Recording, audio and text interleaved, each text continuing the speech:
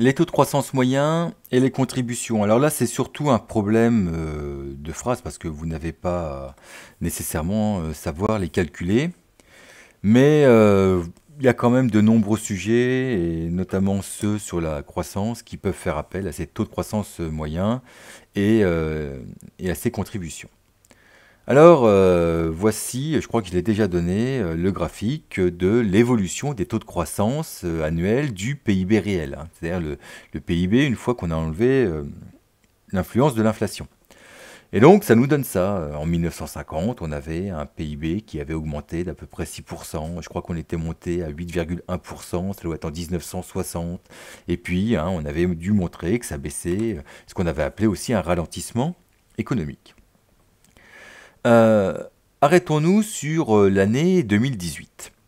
En 2018, en fait, de 2017 à 2018, le PIB a augmenté de 1,7%. Hein, c'est une augmentation annuelle. La question qui peut se poser aux économistes, c'est mais sur quoi repose cette augmentation? Et ce qu'on va faire, ce qu'ils vont faire, c'est qu'ils vont calculer ce qui a contribué à cette augmentation de 1,7% du PIB. Alors, il y a différentes variables hein, qu'on peut étudier pour expliquer l'augmentation du PIB. Mais par exemple, en allant sur le site de l'INSEE, je suis tombé là-dessus et on vous donne les contributions à la croissance en fonction de la consommation des ménages, en fonction de celle, entre parenthèses, des administrations, en fonction de l'investissement, la formation brute de capital fixe, etc. Au pire, ne vous prenez pas la tête avec ce qu'il y a ici. Ce qui nous intéresse véritablement, ce sont les données et les phrases qu'on peut faire avec. Donc en 2018, on a un PIB qui est égal à 2353 milliards d'euros. Et par rapport à 2017, hein, évolution 18 sur 17, ça veut dire que de 2017 à 2018, ce PIB, hein, si on prend la valeur en 2017 et la valeur en 2018, on vous dit, il a augmenté de 2,5%. Mais comme les prix, eux, ont augmenté de 0,8%, et c'est là, le PIB a réellement augmenté de 1,7%. C'est ce qui s'appelle la croissance du PIB en volume ou ce qui s'appelle la croissance réelle. Maintenant, qu'est-ce qui explique cette augmentation ou qu'est-ce qui a contribué à cette augmentation de 1,7% du PIB? Eh bien, on va s'arrêter, nous, simplement que sur la consommation finale des ménages. Et ici, elle est égale à 0,6. Et quelle phrase on fait avec ce 0,6? Alors, c'est là-dessus que j'aimerais que vous reteniez le modèle de phrase. Moi, j'ai mis la consommation finale des ménages a contribué à hauteur de 0,6 points de pourcentage à cette augmentation. Et ce qu'on attend de vous, je pense, c'est de mettre au moins une fois l'ensemble de ces deux phrases. De 2017 à 2018, le PIB réel a augmenté de 1,7%. Et la consommation finale des ménages a contribué à hauteur de 0,6 points de pourcentage à cette augmentation. Et vous verrez, soit on vous donnera ces contributions sous forme de tableau, soit on vous les donnera sous forme de graphique. Ça aussi, je l'ai pris sur le site de l'INSEE. Et avec un code couleur ici, bon, c'est pas facile. Peut-être que vos sujets à vous seront imprimés en couleur, on verra bien. Et il faut retrouver les différentes contributions et arriver à les lire dans le graphique. Ça pose pas plus de problèmes, sauf que moi, je vous ai donné ici que l'année 2018. Là, sur ce graphique-là, on vous donne aussi les années de 2009, 2010, etc. jusqu'à 2018. Alors revenons à ce graphique de taux de croissance du PIB. Ça a augmenté ici en 1950 de 6%, l'année d'après ça a augmenté de 3,5%, et puis l'année d'après, on va dire de 3,7%, etc., etc.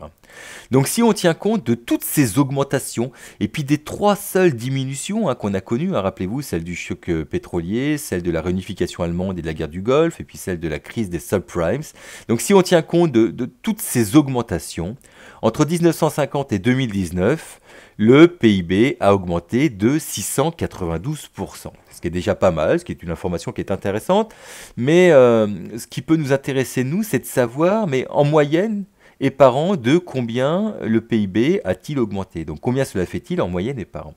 Alors, vous n'avez pas à savoir calculer ces taux de croissance annuels moyens, mais par contre, vous pourriez être amené à les lire. Donc, si on le calcule pour la période 1950-2019. Qu'est-ce que ça donne? Ça donne 3%. En fait, je crois que je l'ai calculé, ça faisait 2,99%. Donc, de 1950 à 2018, le PIB a augmenté de 3% en moyenne et par an. Et si dans votre phrase, il n'y a pas le en moyenne et par an, votre phrase est fausse. Donc faites-le apparaître et regardez bien toutes les informations qui seront données autour du graphique pour savoir si on parle de taux de croissance annuel moyen. Vous verrez des fois il y a marqué aussi TCAM pour taux de croissance annuel moyen. Alors là je l'ai fait de 1950 à 2019, mais bien évidemment on pourrait prendre des sous-périodes à l'intérieur, par exemple 1985 à 2010. Donc je l'ai calculé aussi, 1985 à 2010, et ça nous donne un taux de croissance annuel moyen de 1,8%. Et quelle phrase on fait avec ce taux de croissance annuel moyen de 1,8%? Bah simplement, de 1980 à 2010, le PIB a augmenté de 1,8% en moyenne, parce que c'est une moyenne, et par an, parce que c'est une moyenne annuelle. Et vous verrez, alors, soit vous tombez là-dessus sur un graphique comme ça, par exemple sur une EC2, vous savez, où il y a une petite analyse de graphique, et n'oubliez pas, hein, on est aussi sur un graphique de taux de variation, et on vous donne une moyenne, le taux de croissance annuel moyen, mais on peut aussi vous amener à travailler sur des contributions encore, et on va vous donner le taux de croissance annuel moyen et ce qui a contribué à ce taux de croissance annuel moyen.